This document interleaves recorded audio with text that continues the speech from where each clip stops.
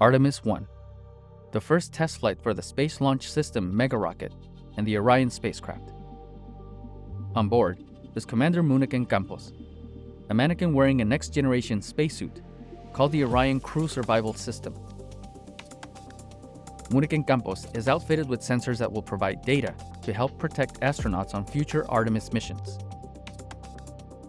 But why is this mannequin called Moonikin Campos? The mannequin is named after Mexican-American electrical engineer Arturo Campos, a key player in the Apollo 13 astronauts' safe return to Earth. It was April 13, 1970, when Campos got a phone call in the middle of the night. Okay. Follow. It was night. We got a phone call, or Dad got a phone call. We heard our parents talking, so we went downstairs. Y preguntamos a mi mamá qué estaba pasando.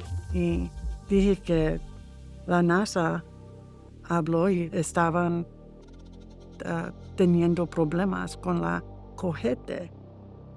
That's the day that my dad saved the astronauts. When Campos arrived at the Space Center in Houston, he learned that an oxygen tank in the Apollo 13 service module had ruptured. The service module's normal supply of electricity, light, and water had been lost, leaving astronauts Jim Lovell, Jack Swigert, and Fred Hayes stuck in a damaged spacecraft about 200,000 miles away from Earth. The main challenge was to find a way to divert enough power from the lunar module to the command and service module's equipment system so that the astronauts could safely return to Earth. Fortunately, Campos had already written this procedure, since he dreamed about it a year earlier. Campos, born in Laredo, Texas in 1943, showed an early interest in tinkering. He was a mechanic by nature. He worked on automobiles. His father taught at the college auto mechanics. And so he learned mechanicking from his father. He received a grant to go to the University of Texas in Austin.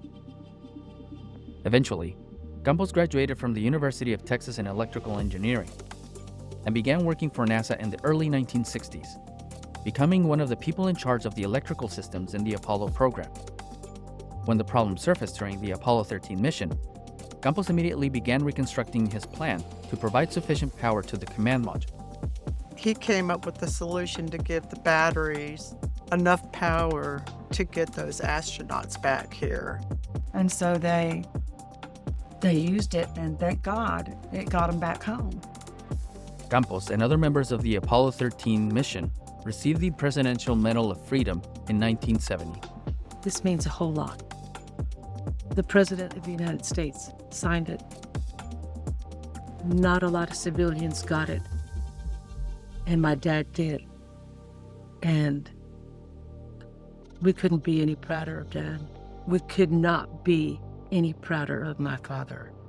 Campos passed away in 2001 at age 66, and his name has left an everlasting mark at NASA. Very proud of my dad. Absolutely.